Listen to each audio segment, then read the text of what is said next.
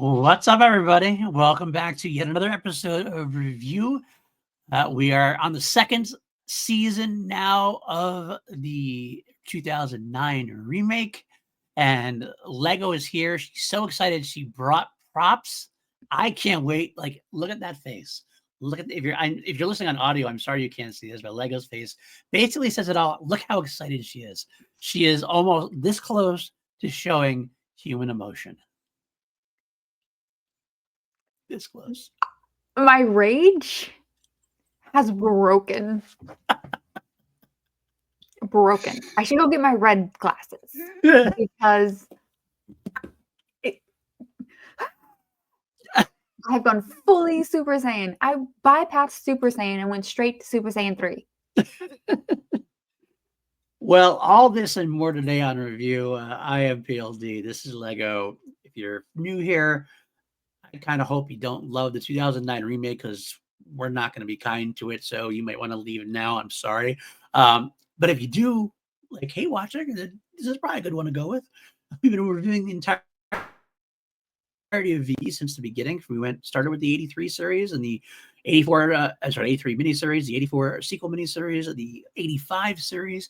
And we thought that at times couldn't get worse. And here we are in 2009. And well, it did. It did get worse. But hit that like and hit that subscribe. Leave comments. Tell us what you feel about 2009. A lot of the people who've been watching our show on the Facebook groups, they've mentioned things, and they basically are in the same boat we are, and they kind of are watching to see what Lego will say next and how much she will trash this episode. As PLD myself tries to save it and salvage it in some ways, and it's usually highly unsuccessful because my heart really isn't in it. Let's get into it, though. Let's get into this week's episode.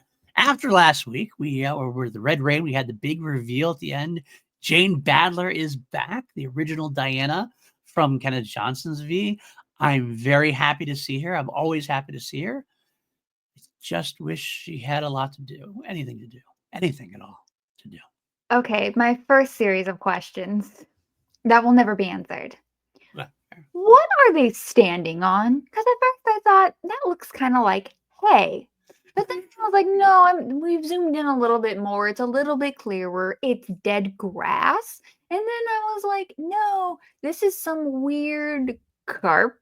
But then I was like, no, it's definitely not that either. Also, what are all those weird things around them? Do they have a horror movie barn in their spaceship that the leader of their species mother has been locked in for 15 years? Did I miss something? No, I don't think you missed anything. I think the writers might have missed something. I will say, even going back to last episode, I kind of thought it was weird that all of a sudden we were on this big futuristic sci-fi spaceship, which is all sleek and crystal clear, and Diana was coming out of this like ratty TP looking kind of cloth. I don't understand what it was either, to be honest with you. It is very strange. There were a lot of questions to be had, for sure. But I one of the few credits I will give the episode is we did finally get some answers. We know kind of why they're here. They are here for sex. Well, hang on. Now I have more questions. I'm just going to have questions in this episode. I'm not going to review it. I'm just going to ask questions. Because I had so many. They were just piling up, and I'm not that good of a swimmer. There's a tidal wave. I ended up somewhere in Wisconsin. I don't know how that makes sense, but that's what happened. A landlocked state. That's how far this tidal wave went. Okay. So I'm sorry. In what world do they live that's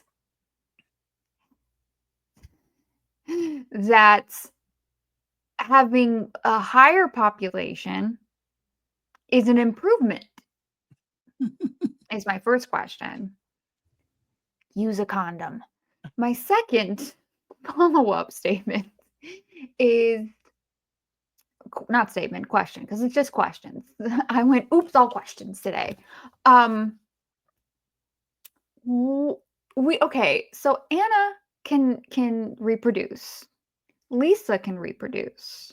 Can only the queen reproduce? In which case, why are there other females of their species? That is a very solid question, and I do think there are some things implied there.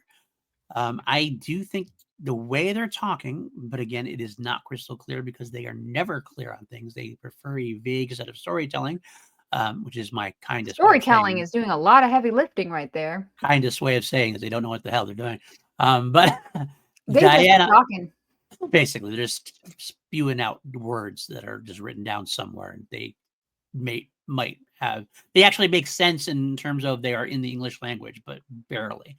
When we put them together, they just start not making sense. I do think that the queens and their bloodline are the only ones that can reproduce. I think that's what they're going for. But that does lead to this, well, then why are there other females in the species? I mean, I guess you could And also, have it. doesn't that mean they're all Anna's children?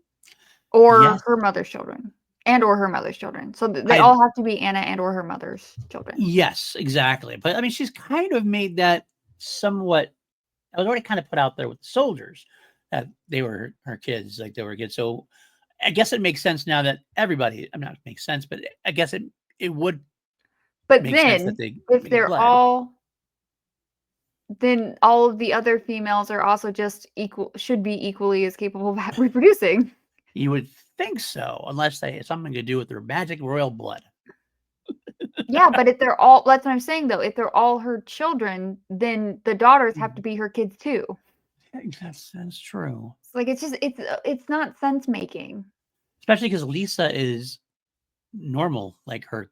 So what is Lisa? Why is Lisa different or special than the other ones? Yeah, there's a whole lot of confusion going on. And also, by the way, Diana is saying she's sterile and can't lay eggs, but she did lay eggs. She birthed all the soldiers. Like, it's so dumb. Are we supposed to pretend that that didn't happen, even though they mentioned it in this episode? Maybe, but like, because like that, and that's the point. It's definitely a point because even if the plan is for Lisa to be the savior, and okay, I can see where they were leading that way. We've been kind of building Lisa up. She's been kind of whoring Lisa out to be we're going to get Tyler to impregnate her. We still don't know why Tyler's important. Wait, maybe it's just this generation, like a Children of Men thing. Could be, I guess. But also, that's way too that's highbrow. dumb. Like now I just want to watch Children of Men. I don't want them either because it's still at the end of the day a pregnancy plot. It is a pregnancy plot. 8 pregnancy plots. That's true. You do.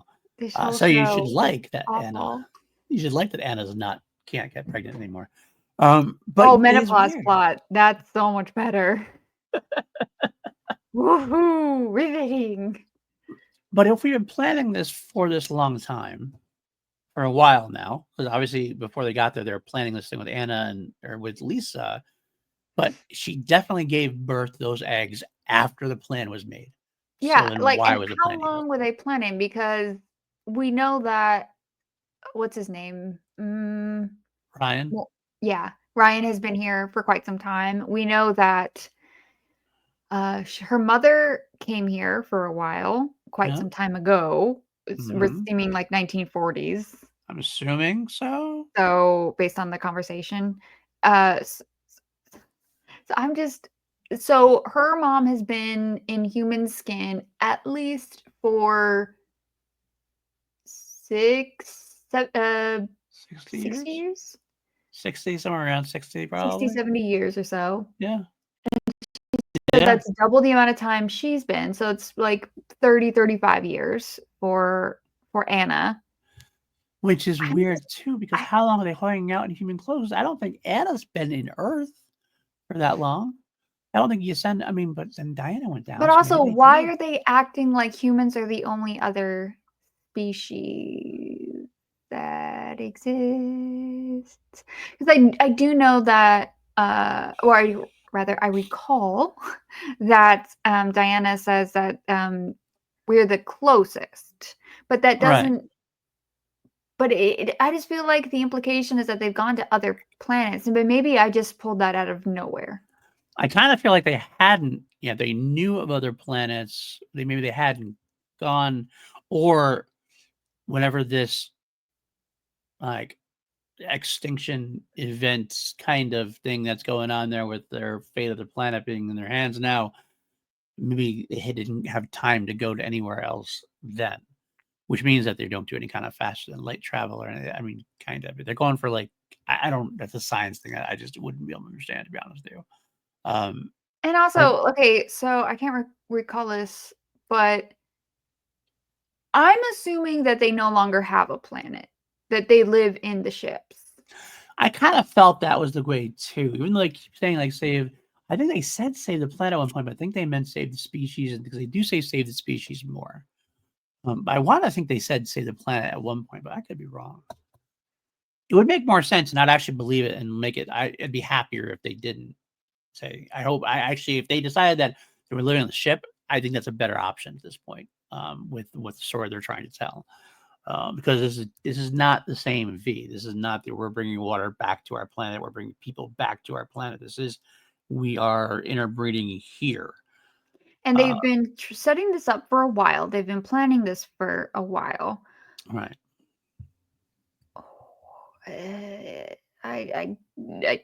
to me as of now does not make a lick of sense.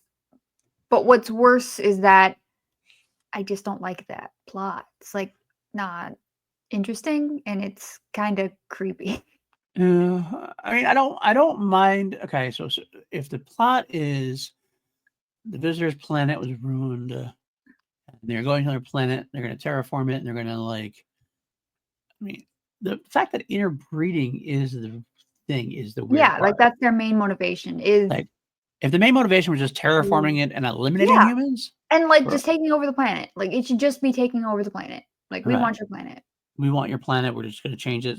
Unfortunately, you're going to die because our No, I think atmosphere. it would be well, I mean, I guess it's because I like the original so much, but just we're taking over. Slaves and cattle kind of stuff. Okay, I mean, that would make sense too. Yeah, the interbreeding plot just makes it no. Because how is that even like? I mean, I get if so have they done this before?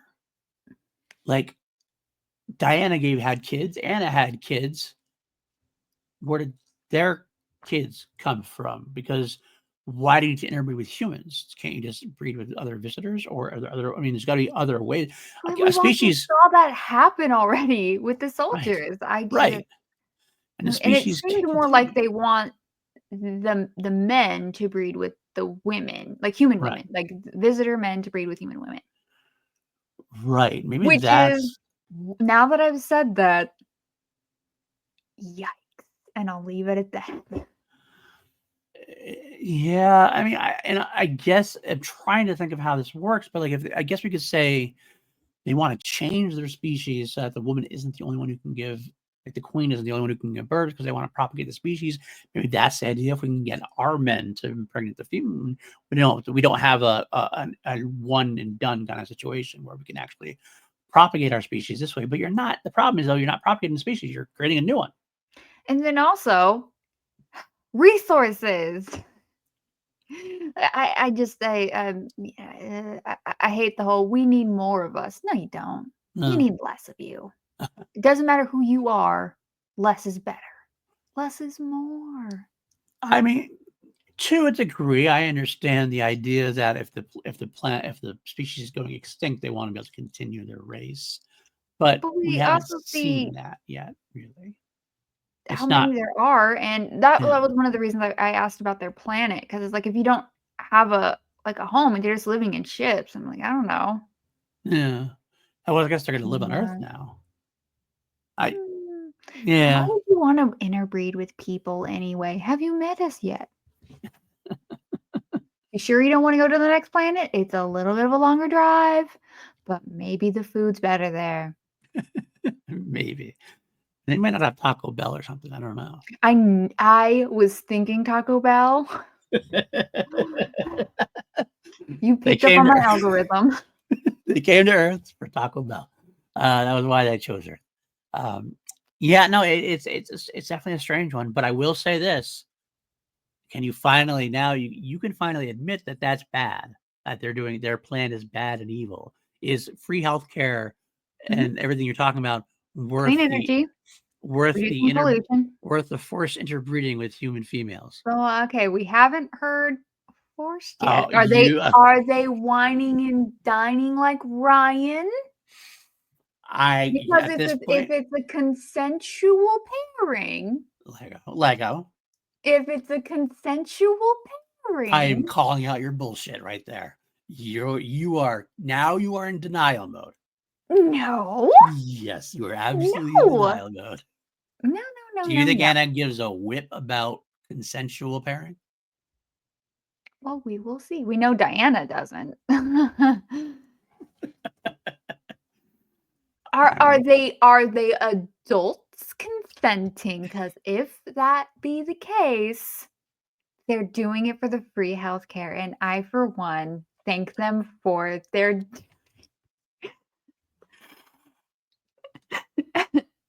no, I can't even give that one to you anymore. I was with you all the way up I until this episode. mean, more serious than I should be. That's true. We both are. This is just fun now at this point. Okay. So one last question I had about Diana before we move on to the rest Is of it the about episode. the atomic weapon? Is it about the atom bomb? That was Is it not about for the atom me. bomb? You can go ahead and spew about the atom bomb if you'd like. I She never said you'd when like to. we first dropped the atomic bomb. So she's talking about Gadget, which if you've seen the film Oppenheimer, that's what that is. It was very Thor telling in the Avengers, telling them like when you started using the Tesseract, you had an open call for like just stop it. It's dumb. You're Well, telling me they saw the Gadget from whatever planet they're from? stop it. Maybe they had scouts in the area. Go home. You're Maybe too they were stupid. scouting. They were scouting different planets to figure out which would be the best one to force interbreeding on. I keep saying that. An Forced atomic interbreeding. an atomic bomb, the Gadget, is what made them say, "Oh yeah, this is where we're going. This is This is home." the bomb. That's what they said. It should have been Zarbuma. Oh, that didn't happen until later. Fair. So, my other question then, after the atomic bomb situation, why wasn't Diana just killed by her mother? Why are we keeping her? Like Diana tells Anna that everybody thinks she's dead, and Anna doesn't exactly have these like emotional ties. Obviously, what was Or any does reason, she? or does she? Is that what the plot's going to? PLD. You know what's happening. But she just showed her first human emotion, and Diana's been trapped for 15 No, years. she's been having them. She's been having them because she spared her mother because plot armor. I don't think that's the case, but we'll see. We will see. You don't think it's because plot armor? Because I'm 100% sure that's it. No, plot armor. Yes. That I think it is. 100%. I felt very confident in that. I would actually 100% agree with you. That was actually my very similar conclusion. Was that it was because we needed a plot armor because we wanted Because she was in the original. Duh. And you know what? Given that I am like grasping for straws to things to like about the show, getting to see Jane Badler every week in as Diana is still a good thing for me. So that's the straw. If she needs plot armor to live, okay, I'm okay with it. Maybe she can't do her bliss if her mother is dead. Maybe that'll be interesting. I don't know. I was just trying to pull what kind of real life BS could they use. That's the only thing I got. All right. Well, I guess we'll find out as we go on. We still have 8 episodes left in this series. 8 episodes left. And just a warning, again, I don't remember much about the season. I really don't. I saw it once and kind of forgot it. From what I remember, this is pretty much Diana's role. This is why I said you were going to hate it. Like, she's just basically hanging out in the dungeon and talking to Anna with her singing necklace. with her singing necklace. That was one of the coolest parts of the show. I want a singing necklace. Better than a little ball. At first, I thought it was a ball. I'll be honest. I thought it was too. That a ball? I'm gonna leave. I thought it was too. And this time, no. It wasn't a ball. It was just a thick circle. Yes, a thick circle for sure. It was a very thick circle. All right.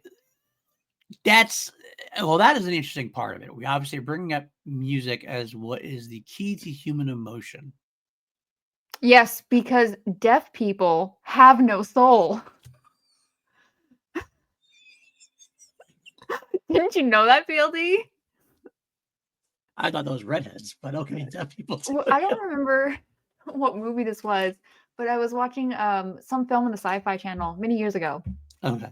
And it opens with I'm assuming the main character is a professor, and he's teaching, and he says, all communication is based on sound. And I'm just like, what about writing or sign language or drawing? Or I have never been so mad at a script in my life. I was in high school. I don't recall how old, but I remember going, you stupid people. I didn't own a red highlighter then, but I own one now, and I was going to town on that film. That's fair, and that's actually a stupid conceit. You're absolutely right. And this is not much better, but this is so vague and I was like, so broad strokes. It's so like lowest hanging fruit kind of thing. I mean, yeah, that was something, all right. And also, she said something to the effect of human emotion is sorrow, tragedy, sadness. Oh yes, it's not happiness. Right, not joy. No. It's not joy. It's not fear, excitement, terror. It's just being mopey. Mopey dick. And then we have Anna, who is being presented overall as a smart person, generally speaking. A lot of heavy lifting. Like that is a full on, I don't know what those machines are called, the like forklift. That's a full on forklift doing the work for you there, PLD. Right. You're not wrong, but I think that's the presentation, is that she's a smart leader. That is the intention. Yes. Okay. Thank you. It's like watching a fifth grader trying to show off to a first grader. You're like, oh, you cute little idiot. And yet she quite seriously on several occasions, and even ends the episode, determined that they are going to isolate the soul. If they're trying to, I can already help them. It's called the amygdala. It's in the frontal lobe. Got it all figured out for you, honey. You want to know what that does? It's where the human emotions are. So that's where the soul and the human emotions are? Yep. Wow. Mm-hmm. I didn't know that. I'm very excited to learn. I'm very excited to learn about souls. I just, as someone who's seen Buffy like 12 times or so, when you open your writer, you have an actor, open their mouth and say something about the soul, I'm going to need you to take a fucking red Sharpie and cross that shit out as if it is something that isn't just your brain working. OMG. I need you to look in the face of David Boreanaz and apologize. I am going to, you're going to need the red pen for me. I don't mind soul talk in movies and shows and stuff like that. I don't necessarily mind that. I don't mind humans describing the undescribable, whatever. There's faith involved. I can deal with faith stuff. Yeah, like with Jack doing it. that makes sense. Yes, That's fine. 100%. I just also can't understand how you could plot an entire episode around it on several different levels. Like Jack doing it makes complete sense. The Jack Yeah. and Ryan bit was actually probably the best part of the show, like their little determination, because that's always been a big Catholic thing.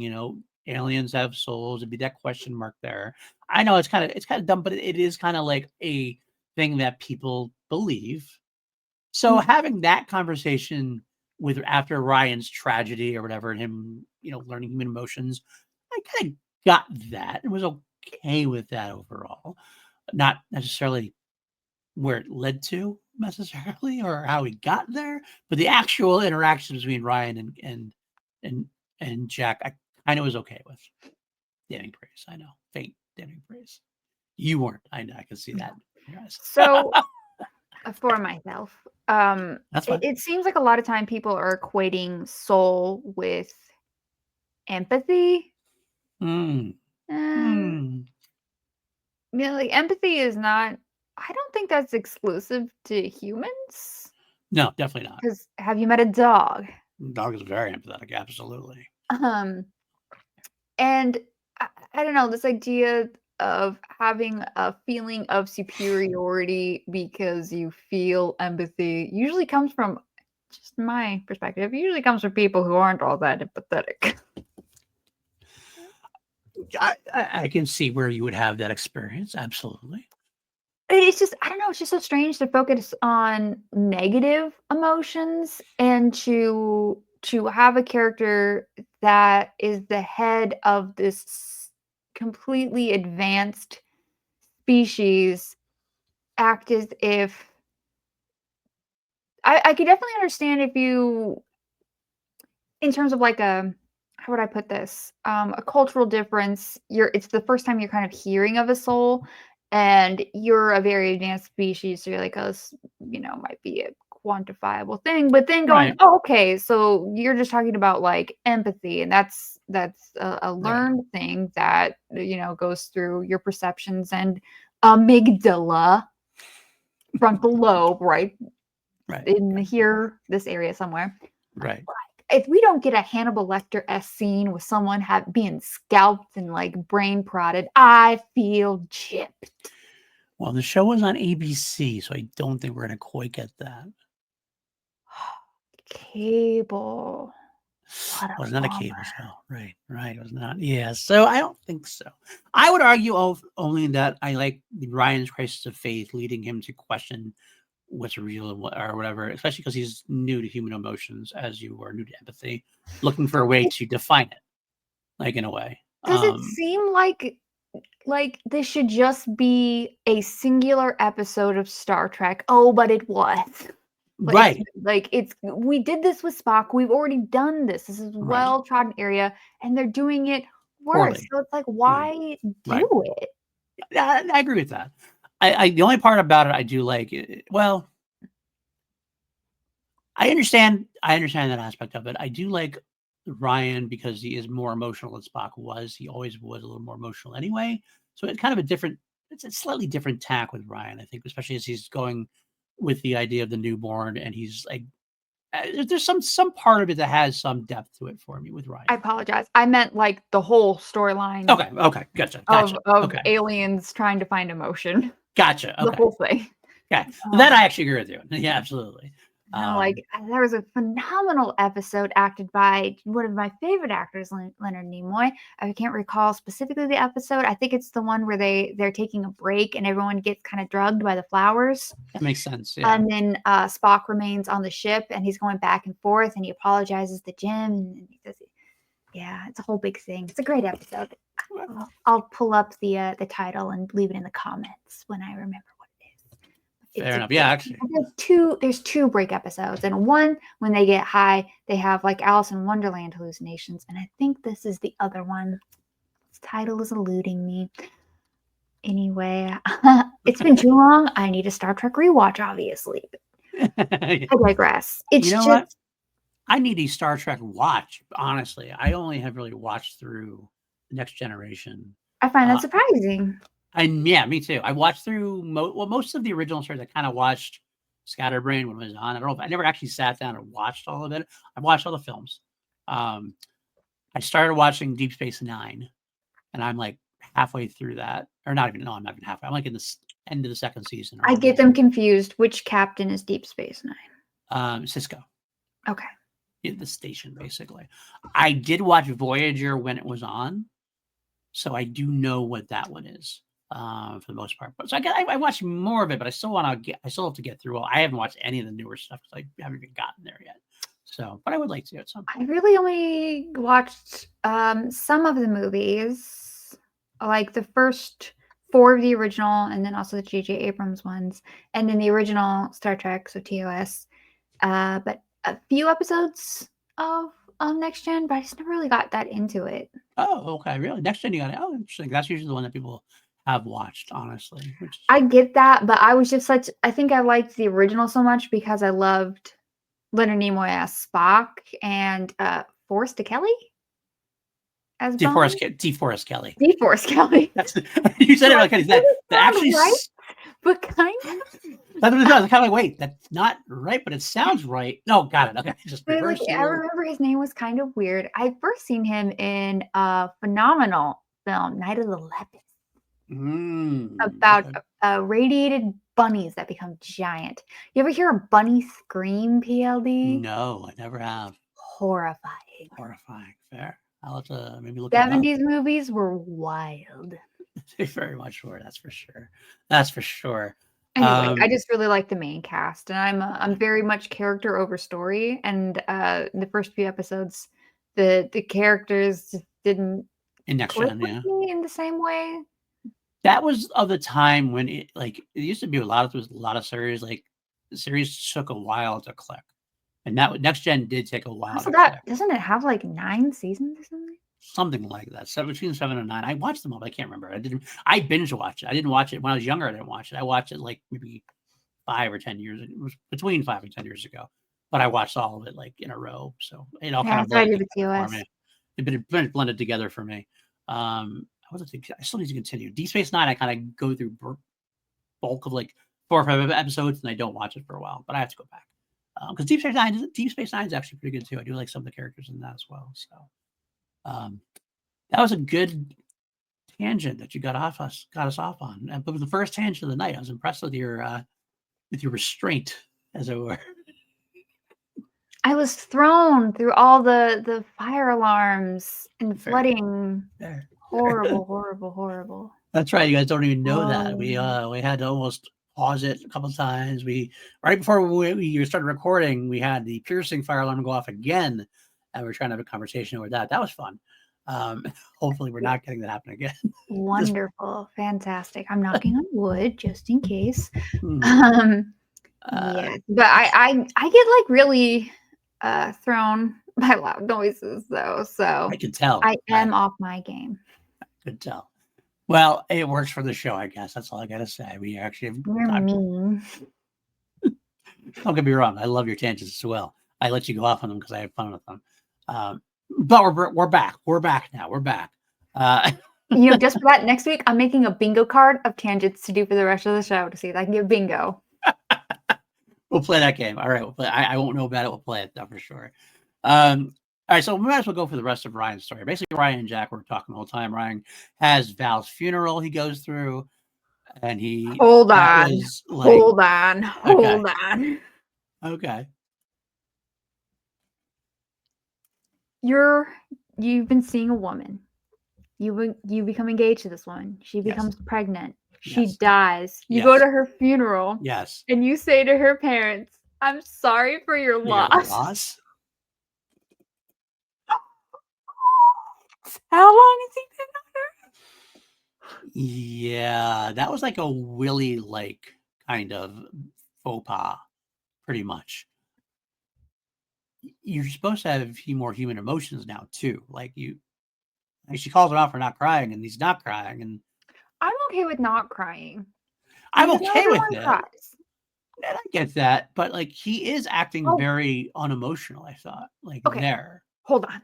Again, sorry. Hold on. Was he affected by his time on the ship last episode or not? I feel like it seems like he was, but it also simultaneously fully seems like he was not. Right. Like And then he got those themes seem true at once.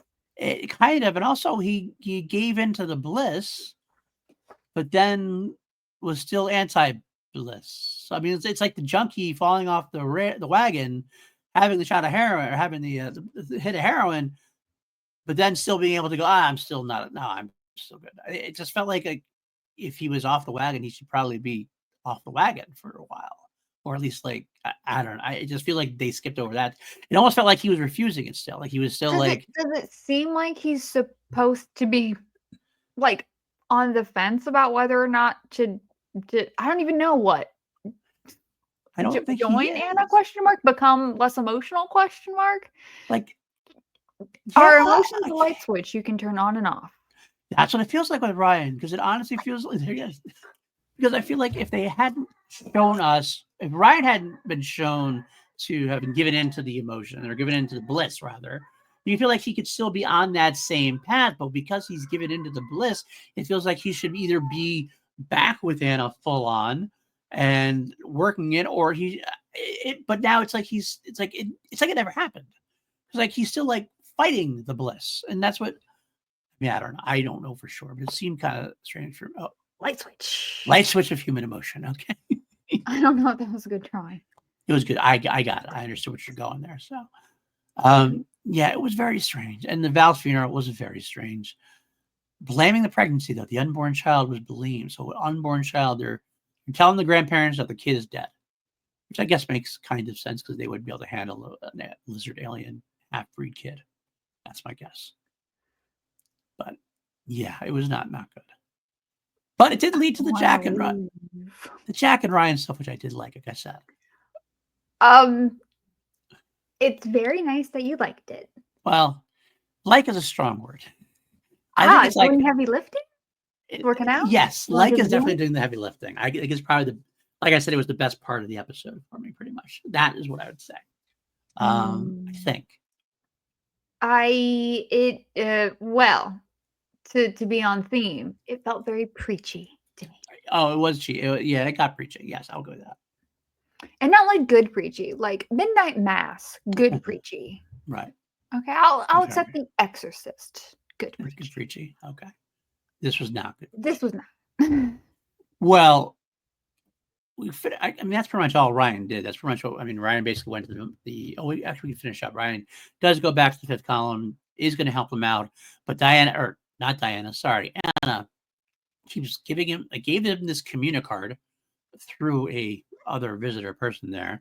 It's not a ball. It's like a credit card. So it's like a card. But it can shoot out a video screen. And it opens and then becomes a 16:9 screen video. Right. Of her talking. I guess you don't have to answer it. It just pops on and it's a two-way video call. I'm not sure where his side of the video is. Like, where's the camera on him? Because I'm thinking it's down here looking up at his nose hairs. Yeah.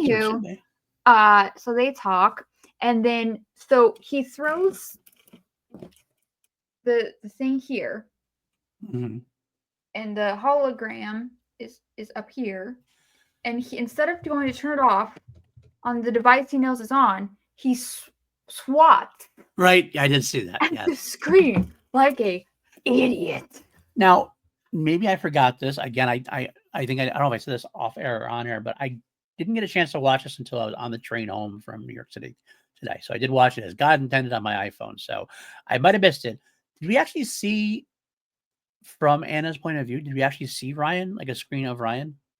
No. So maybe it's only video one way and it's audio the other way. Potentially. Okay, yes, with your logic. But have you watched this show? Is my rebuttal. And can we talk about the most important part of this? Hey, Anna, why are you putting skin on the baby? It said twice. They were so proud of it. They wrote that in there twice.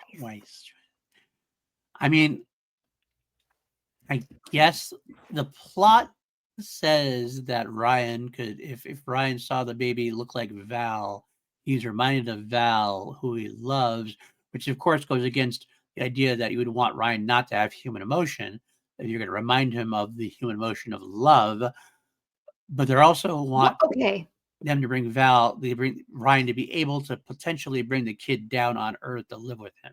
Hey, PLD. Yeah. Why did Anna let Ryan go last episode? I don't. I bring it to have him go back to the fifth column to spy on them potentially. I think that's what the intention was, but it was again piss poor execution. Like there should have been some kind of scene where they basically went. They already forgot that they wrote that. Right. Maybe. I mean, I'm lost. It's one of those things like. It's one of those things where, like, if you take the pieces, I can see what they're trying to go for. Like the idea is, I have Ryan's baby. I will use that to force Ryan to work with me and spy on the fifth column. But yet the way they kind of execute it is just very clunky and leaves you being like, well, what exactly is she trying to do? Why did they let him go? And you ask so many questions that it's like, I agree with you. It's very clunky. I think that's the idea, though. That's basically like that's the whole show. This show has like all these kind of like ideas in the air. I'm like, okay, I get what they're trying to go for. They just can't execute on any level. Pretty much. But also their ideas suck. You won't. Yeah, that's true. That's true. They're not exactly great. They're not anything groundbreaking, or it's just basically rehashing familiar plots that were done better. And as like we said earlier, like the Star Trek thing, pretty much. Not an invitation to go off on Star Trek again. Just so you know. Okay, so damn it. One of my favorite episodes of Twilight Zone is is it called the Monster at 2000 Weeks? It's the one with William Shatner. Right. All right. At Monster 27,000 feet in the air. Yeah. Okay.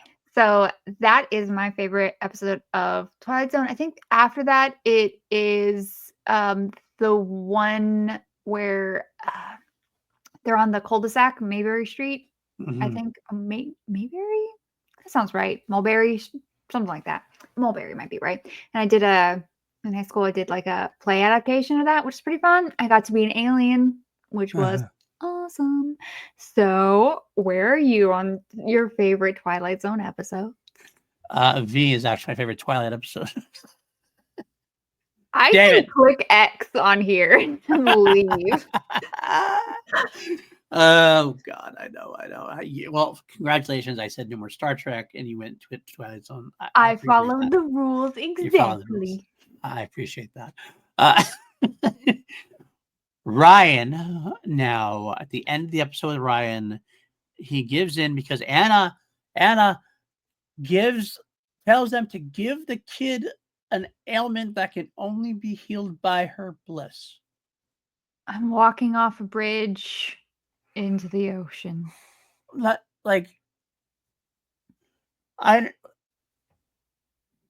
mean, okay. So you're gonna hurt the baby. Okay. You're gonna hurt the baby supposedly to show you you're not having human emotions in order to get Ryan to do what you want. But to actually go through with it and to have them say they're able to go through it, that specific kind of, I mean, that's put a lot of heavy lifting on their technology when they can't save their own species. To be able to give them a specific ailment that can not only be healed by her bliss. They just do that to him. Right. That's what would make much more sense. Because then we wouldn't have a pregnancy plot, and they love pregnancy plots. Well, hang on. You want to know what makes this all that much more worse? What's that? Is they purposefully have a screeching child. Can I just pro tip for writers? Go ahead. Don't do that. You know what I'm going to say is that I noticed the baby, and I wrote down specifically the first time on TV it actually felt like a baby, because that's what babies do.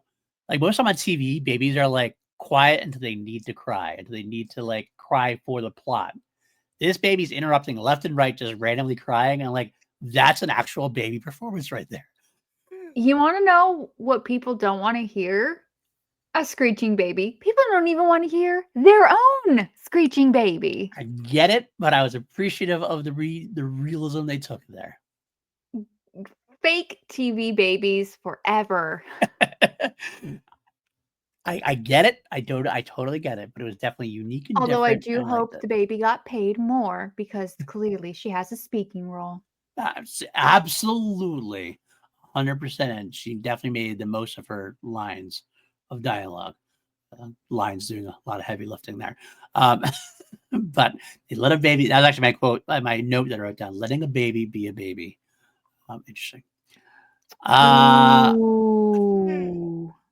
We do end Ryan's story this week that Ryan is going to basically work with Anna because Anna's won him over by giving the daughter pain. Okay, that's where we're going Hey, hey, Anna, why'd you put skin on her? here. We You're had to the do it one. twice. You know what? You're the one who, even way back in 1985, you were saying, I got to see a scene where they put the skin on the visitor. Did It not. makes less sense now. How do you make it make less sense? It's like they're saying that the skin is a glass and they're one of those weird things that like expands to fit the container. Hmm. Yeah, it looked like a spray on tan for me. To me, that's what it looked like to me. The way they're doing it. Yeah, it did look like an aerosol can was I'm just like, what the fuck is putting the going on color here? on. What the hell is You going know, on they here? do make foundations that come like that. That's true, but not to cover scales and make it look like a human actual skin. Not yet, but I Not bet yet. Someday. there's a few. I bet it could do it. Like a derma blend. I bet a derma blend could do it. You might know more about that stuff than I would. I wouldn't, to be honest with you. So, all right, that's Ryan's story. So we still have Erica's story, Jack's story, and kind of Hobbs' story, and Lisa's story. Let's get into the Lisa Erica thing. Okay, Who? so Lisa comes down. Princess Lisa comes down from the ship to talk to Erica. Basically, they make it out like she's supposed to be. No, they don't even make it out. Lisa pretends like she's there to visit Tyler, but she's there to visit Erica. To tell Erica not what the plans are, not what Anna's going to be doing, not what they could possibly be doing to help like defeat the visitors, but just to say that Joshua lives and Joshua might remember Erica. Are we supposed to pretend that we hadn't already seen that Lisa knew the plans for Tyler? Right. That's a great question. But I mean, she knows that she's supposed to meet with Tyler. Does she know why? That's the question. I don't know But at that that she knows. point, She I doesn't feel like know. she maybe should have passed that information on already. That is something she should. Or And right then and honestly, there. if Or Erica could have said, "Hey, by the way, what are your guys' intentions here?" right, why is this so happening? Why is it? This can't be real. And furthermore, if Lisa is now all in with the resistance, with the fifth column, and with Erica, wouldn't everybody be wanting to talk? Hey, Tyler, sit down a second. We got to talk about something. Something? But we're going to let Tyler play dumb still? I Oh, no, mean, we're definitely letting Tyler play dumb. I'm fine with that. I'm more like Erica and Lisa should have had to sit down like, "Hey, okay, so what are your people here for? What are your strengths? What are your weaknesses? How do we defeat you? How do we right? defeat your mom? If I take out your mom, will the rest of you go away? Like, what the fuck is this bliss thing? So No, even more like I agree with you 100% on that, but even more so, like given what we're being presented, I would think that Erica would be like, okay, so this is bad. I know this is bad. Tyler is unaware and just wanting I to think go Erica knows back to. Tyler's an idiot and But he if he would can't listen act. to Lisa, It's not about that. He needs to be able to pretend everything is fine. He will not be able to do that. He is a weak link. We have to let him continue to believe everything is good. That I'm fully for. I'm just confused why Lisa isn't telling her more information that she clearly knows. Logically, I understand your point, but I don't think Erica is that logical about Tyler. Erica wants to get Tyler away from the situation. That's and I have a follow-up question. So we know the jacket has a camera, and Erica has been careful about talking to him. Right. Did it have a mic? Because if it does, they just revealed everything. They were up. Tyler was upstairs, so maybe. No, his jacket was sitting on the back of a. Oh, was it? Was it really? Things like a lazy boy. I didn't even notice that. Okay, I was looking. I was looking because I was like, don't those jackets have mics? They should, and they probably do. It's like they don't follow through with the things that have been set up. Shocking, I guess. Well, and that's pretty much all. We didn't get much from Lisa. I think that was pretty much all Lisa's thing this week, right? Is there anything else I missed from Lisa? She kind of like they left and that was it. Anna, as they're going through Dr. Guy's memories. Oh yeah, Joshua's memories. That's Joshua's memories. So she's kind of saying like, "Oh shit, I hope he doesn't remember," and he does remember Eric. One of the worst like red herring kind of things I've ever seen. Like he's remembering. Oh, the last thing he remembers is Erica. Yeah, well, we know. The audience already knows the last thing he saw was Erica because Erica shot him. So like that was like there's supposed to be a commercial break there, and that was supposed to be like a oh shit moment. I feel like that's what they were trying to do, and it's like, but there's no oh shit moment to be had because we know what that was before they revealed it to us. Poor moment for sure. But then going back to Erica now, so Tyler cut himself shaving, and Erica brings the blood to Sydney, their new scientist extraordinaire. What is he going to do with this singular drop of blood? That's probably on a toilet paper, dried out at this point. I don't know. You can rehydrate that, but like, what is he going to do with one singular drop of blood? Can we just get a grip here, people? Don't know. Give him the kid's hairbrush. Take him to go get his blood drawn at a blood bank. Something. You can do anything. Ugh. So we're still we're playing that plot along, trying to figure out that the visitors experimented on her when she was younger or when she was pregnant. And that would make sense if that's that. Like honestly, at least that would give us some reason to lay our hats on why Erica or why Anna chose her, because they experimented on Erica and it was successful somehow. So Tyler has something now in his genes that can be interbreeding. At least that gives us something, because the whole time we're like, why Tyler? We don't get this. What the hell's going on?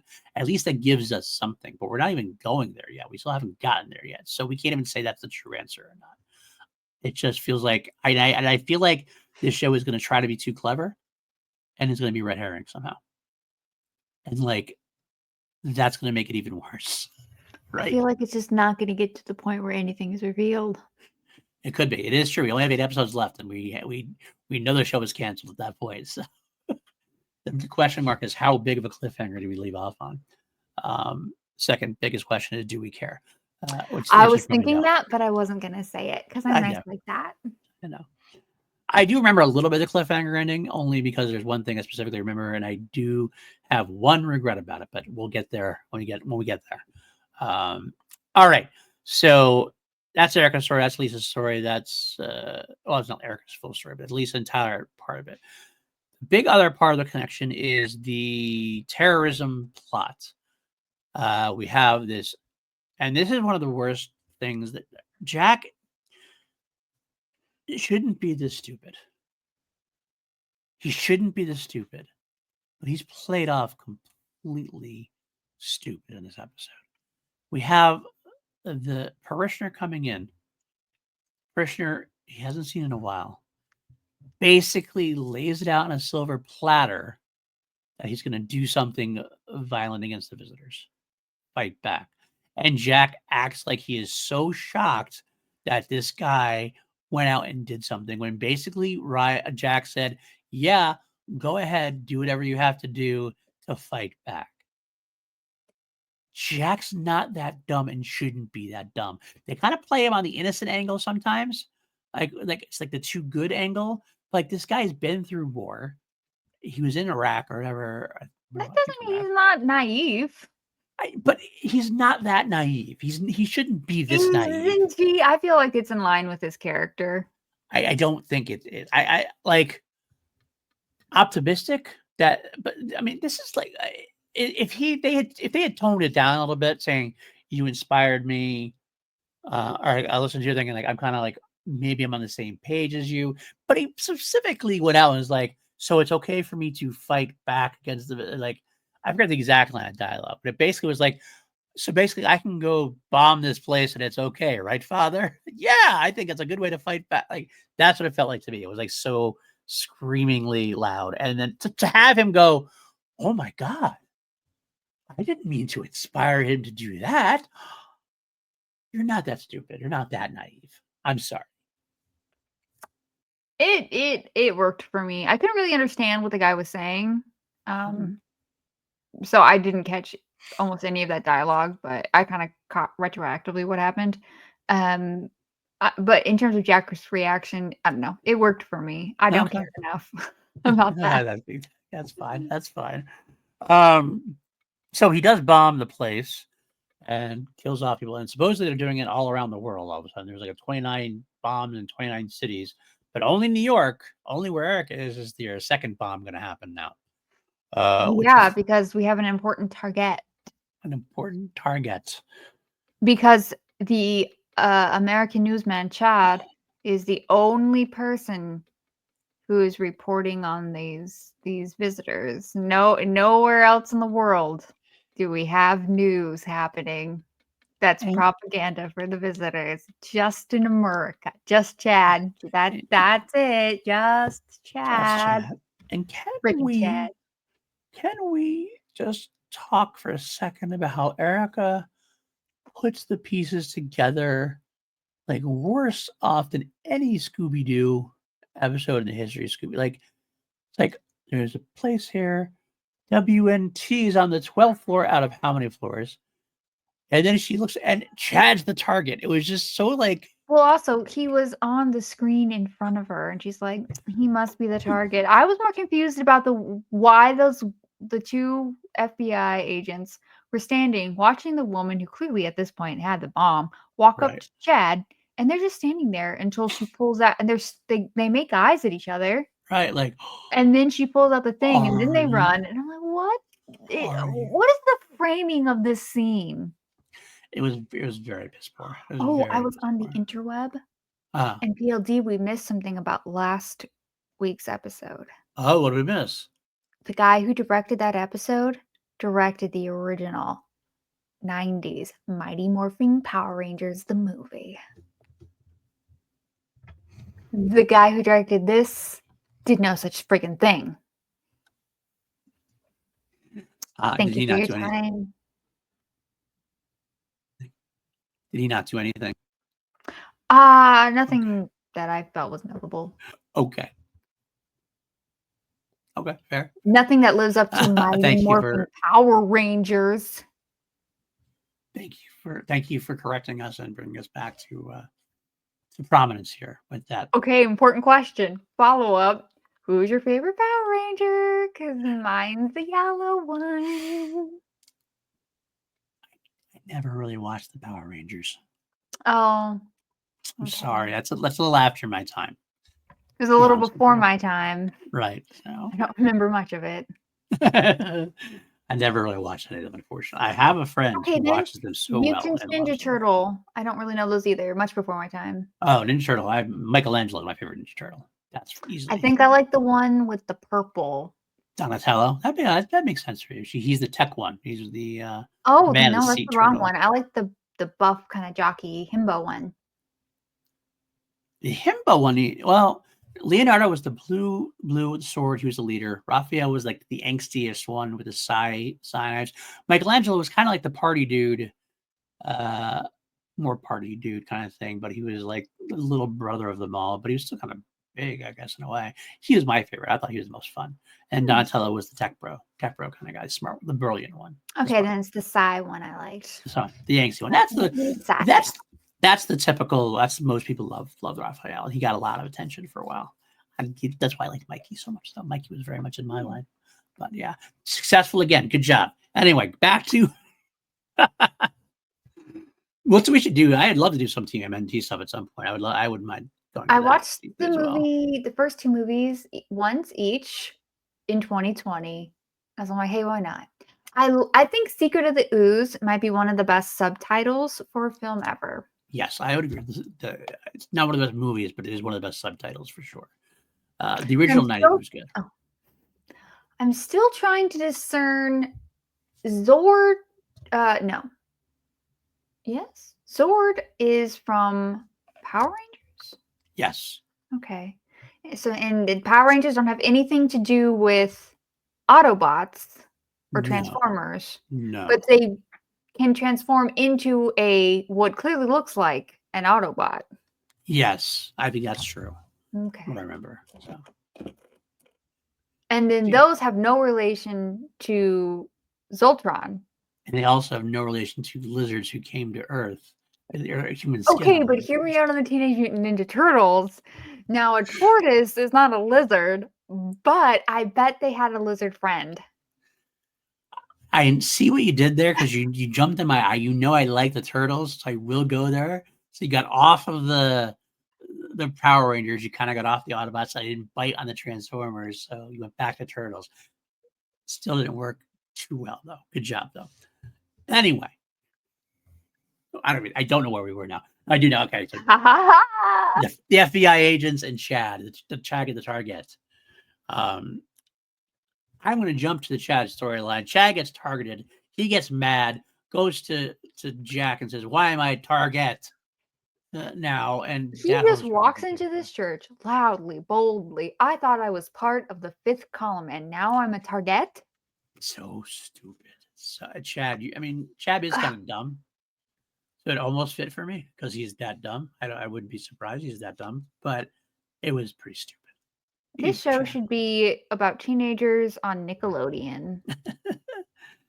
The other piece of Chad is he convinces the woman or tries to convince the woman funny. Not to give birth there. I thought this was funny. I felt like this was manipulative in a way that I felt like was the acting on Mr. Party of Five's part, Scott Wolf. Scott Wolf, was quite good, and it felt like this is what Chad should be. Yes, agreed. That was actually one of the better parts of what we're trying to do. So we liked, because Marcus was watching him, so he couldn't do anything completely overt, but he was pretty overt still, honestly, in a way, but not so Marcus could call him out on anything. So it makes sense. Especially because Marcus doesn't understand human emotion. So I think Marcus does. You do. I'm still iffy on him. I think that actually would be a good decision, which is why I'm not sure. I'm sure it's not going to happen. I got theories. No, that's not true. I have headcanon. Headcanon, okay. Headcanon is probably more like it. So. Okay, so what else we got left? The other part of it is Malik's dealings with Erica. Erica's FBI agent partner, visitor partner. You know who she is. Don't give me that look. I know you know it better than that. Okay, I know who she is. It was just stupid and I don't care about it. Okay, fair. Well, at least we know that Erica knows now that she's not that she's a visitor. But didn't you see her eyes turn? Did you see her eyes turn? Did I miss that? Did I imagine that happened? She saw the blood but it was like red blood, so it doesn't make sense. But she knows that. I don't know if she knows she's a visitor or not. I mean, she knows that she's a traitor. Either way, she knows that she's working against them because she lied to Paul. I know you might not know who Paul is. Paul is their leader, the FBI guy in charge. Okay, you can't use a word like leader in this context. Their boss. But, and I didn't know that's who Paul was. His name is Paul. Has it been Paul the whole time? It has been Paul. It's Ken, but they say Kendrick most of the time, though. It's usually Kendrick because she calls him by the last name. but it's Paul Kendrick. He said they've said Paul once or twice. That's why. Can I go a little off topic and mention? Can you believe she was talking to Hobbs in the FBI building with a man sitting at the desk across from hers, who hands her gun? Like that's how close they're sitting. Yeah. I'm just flabbergasted. It was ridiculous. That whole thing was ridiculous. And I hated the fact that the episode happened like twice. The episode happens where Erica gets some information or Hobbs gets some information, and then the FBI agent gets the information like right after him, and then like it like to have it happen twice in the same episode just seems stupid. Just seemed like we have to repeat this point A to point B to point C thing now. Like what are we doing here? What are we doing with this thing? Unless the point is that someone is like intercepting or something, then just one and done, guys. Yeah, exactly. It is what it is there. Another thing. So they tackled the Melanie chick, the bomber who was targeting Chad. This is now going to be a thing now, isn't it? And Paul's in there, Erica's in there, and Erica shows her the V, like the cut V on her ear to let her make her sure she's on her side. And like it seems so weird because she kept asking the same questions, but like it was like, well, so you can trust me, but I still want to know the same thing, and you can't trust this guy, or else are you telling him that? But you're still going to be telling me in front of him. So what is Erica going for? Like, if Paul had left, and Erica was just having a one-on-one conversation with him, and says, "All right, look, I got to know. Boom, I'm one of you. Let me know." That kind of makes sense, but like they didn't like change tactics enough for it to make any sense whatsoever. You know what I mean? I have no recollection of what you're talking about whatsoever. Oh, really? Is that a real thing, or is that like no? Really, I have okay. no recollection of this scene at all. They were interrogating her basically, and she at one point just like shows the cut from that Georgie gave her way back in like episode 1. She still has that scar there. It's I don't remember that either. Am I watching an edited version? You don't remember? Oh, the first episode or the first episode? That's when they first went to the Resistance fight when Alan Tudyk was revealed, and she went to the warehouse in order to prove that they were human. Maybe. They cut like the back of like her ear or whatever to show that she's human. Okay. I would never remember that happened. I'm a little less lost, but still pretty darn lost. Well, Erica shows her a polar bear is going to attack me, but maybe like a red panda. Okay. Have you found a hatch yet?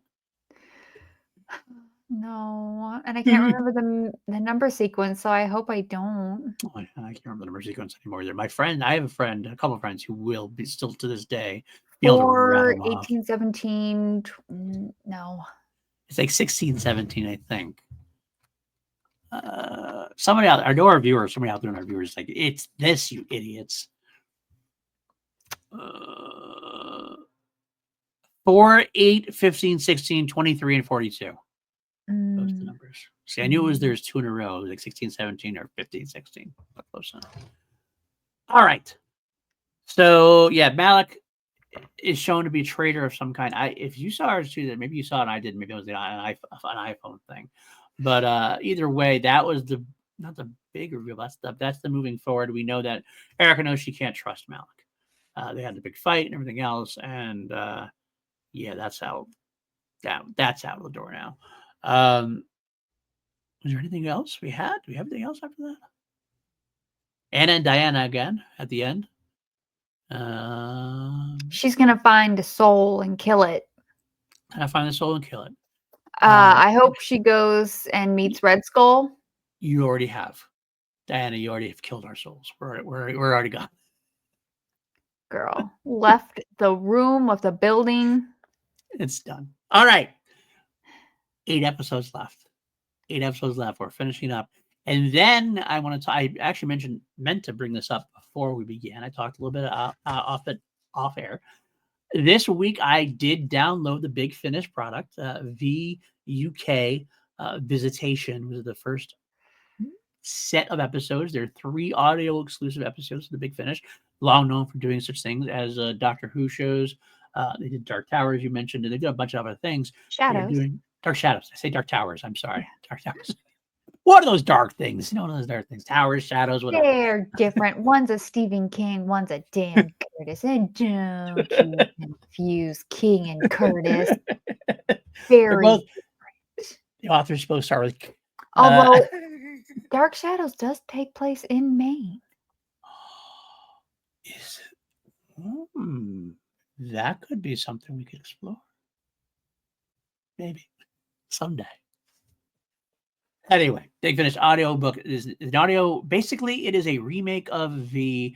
It has Kenneth Johnson's blessing and involvement. He did not write the script. It was based on his script. He did kind of read the script and give it its blessing and oversee it and liked it, et cetera, et cetera, et cetera. I did get to listen to the first 3 episodes already. I'm going to get Lego to listen to it at some point, and we will do 3 episodes, 1 for each hour long episode. And then the next 3 episodes, which come out, I believe, in August. So we will cover those as well. But it was a remake, and I will give a non-spoiler review. I thought it was fairly good, much better than this. It does stick pretty closely to the Kenneth Johnson original. Sometimes the dialogue is a little word for word at times, which is not necessarily a bad thing in this case. They do update it 2025. It is the UK, but most of the characters are similar. They've streamlined it a bit. I can't wait for you guys to listen to it. And I hope you enjoyed it enough as far as I do. I think, hey, after watching this is like Shakespeare. So that works well for me there, I think. But we're going to find out.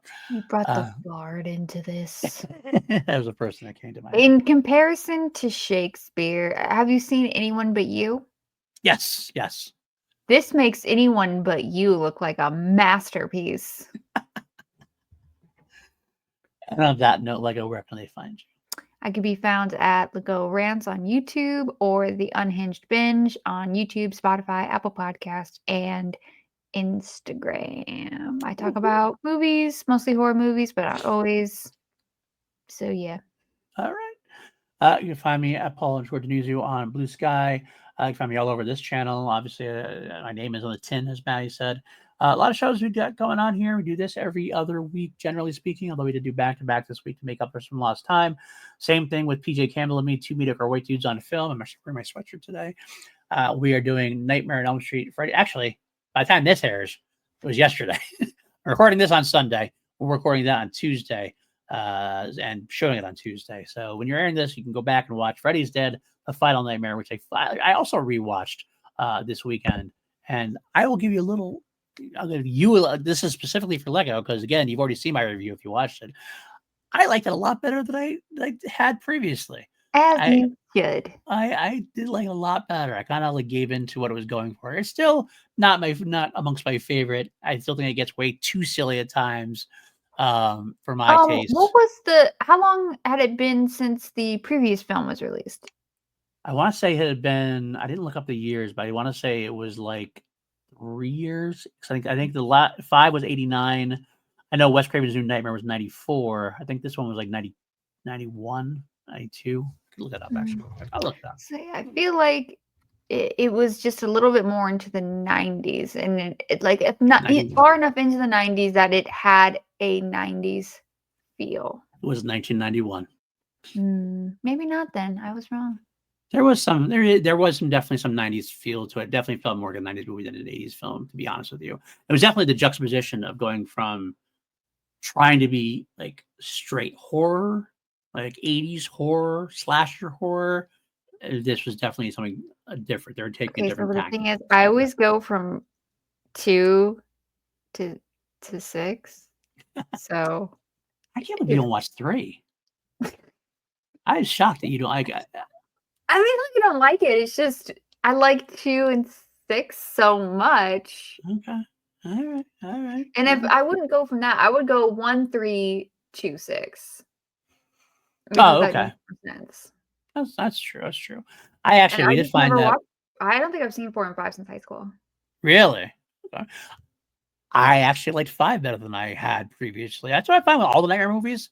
I basically have liked all the Nightmare movies better than I remembered, which is impressive after all this time because I've watched them a bunch of times. But which one obviously had Screaming Mad George working on it? I think that's 4.